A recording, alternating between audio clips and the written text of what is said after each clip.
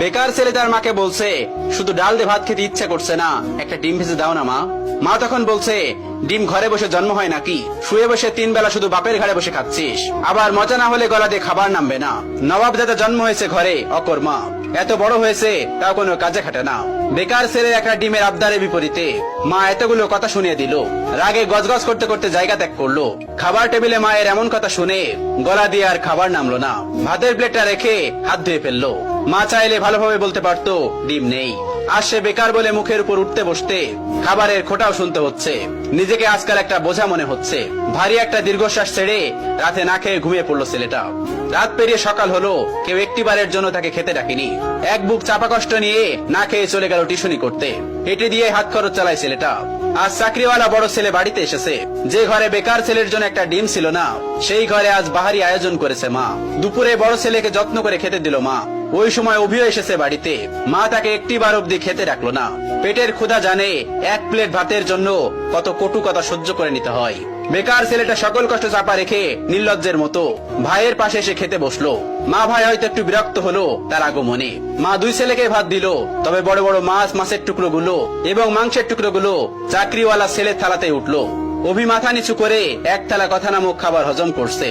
আর সেই ফাঁকে মা বড় ছেলের ভাতের নিচে বড় সড়ক একটা চিংড়ি গুজে দিল, যা চোখ এড়ালো না বেকার ছেলেটির। কে বলল বাবা মায়ের ভালোবাসা সব সন্তানের জন্য সমান হয়? এই যে মায়ের ভালোবাসায় কত ব্যবধান, এই কষ্টগুলো কাউকে বলা যায় না, আর সহ্যও করা যায় না। আজ তারও একটা চাকরি হলে মা তাকেও নিশ্চয়ই এভাবে এক্সট্রা খাতির যত্ন করত। কথায় কথায় মন্দ বলতো না। হঠাৎ চোখের কোনায় দুফোঁটা জল চিকচিক করছে ছেলেটার। সাথে সাথে খুব গোপনে তা লুকিয়ে প্লেটের ভাতগুলো চুপচাপ খেয়ে নিল। বিষণ্ণ মনটা নিয়ে শুয়েছে ছেলেটা কিছুক্ষণ। এরই মধ্যে মুঠোফোনটা বেজে উঠলো। তার প্রিয় মানুষটি ফোন দিয়েছে। তার প্রিয় মানুষটির ফোনের নামটা দেখে অভির মুখে হাসি ফুটে উঠলো। রিসিভ করার সাথে সাথে তার প্রিয় মানুষটি ব্যস্ত কণ্ঠে বলল, অভি, তোমার সাথে বিকাল 4টায় আমি দেখা করতে চাচ্ছি। আমি নদীর পাড়ে অপেক্ষা করছি তোমার জন্য। তুমি তাড়াতাড়ি চলে এসো, জরুরি কথা আছে। অভির হাসি মুখটা চুপসে গেল এক নিমিষেই। পকেটটা একেবারে শূন্য। টিউশনির টাকা পেতে এখনো 10 দিনের মতো লাগবে। নিজের কাছে গাড়ি ভাড়াটাও নেই। তবুও মৃত্যু হেসে তার প্রিয় মানুষটাকে বলল, ঠিক আছে, আমি আসছি।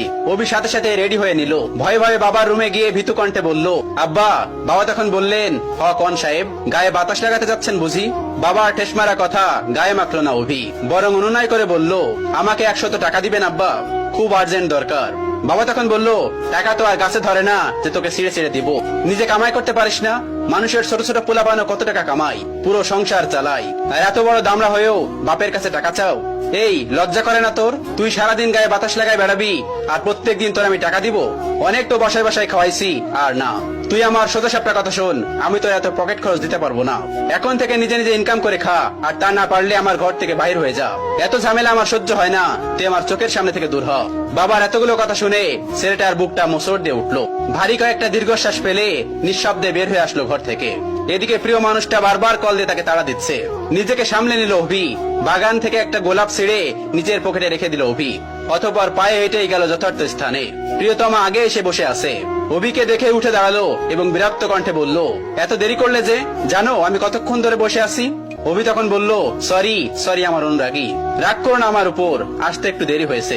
প্রিয়তমা তখন বলল, চুপ করো, চুপ করে থাকো, নিশ্চয় টাকা ছিল না? নিশ্চয় পায়ে হেঁটে এসেছো? অভি তখন মাথা নিচু করে ফেললো। প্রিয়তমা তার হাতে একটা কার্ড ধরিয়ে দিয়ে বলল, সারপ্রাইজ। ছেলেটা তখন বলল, কি এটা, কিসের কার্ড? তখন তার প্রিয়তমা তাকে বলল, এটা আমার বিয়ের কার্ড, ফার্স্ট আমি তোমাকেই দিলাম, এসো, কিন্তু তুমি কিন্তু একদমই মিস করবে না। ছেলেটি তখন বলল, মানে কি বলছো তুমি, সত্যি বলছো? মেয়েটি তখন বলল, হ্যাঁ সত্যি বলছি। অভি কাপা কাপা হাতে কার্ডটি খুলে দেখে নিল। তার বুকের বাপাসটায় চিনচিন করে ব্যথা করছে।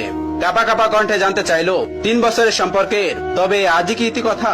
প্রিয়তমা তখন জোর কণ্ঠে বলে উঠলো, হ্যাঁ। ছেলেটি তখন বলে উঠলো, আচ্ছা ভালোবাসতে না আমায়? তুমি এত স্বাভাবিক, কষ্ট হচ্ছে না তোমার? কি করে পারবে তুমি আমাকে ছাড়া অন্য কাউকে বিয়ে করতে? প্লিজ প্লিজ এমন করো না, বলো এসব মিথ্যে। আমি তোমাকে ভালোবাসি, তোমাকে ছাড়া আমি কিভাবে থাকবো বলো?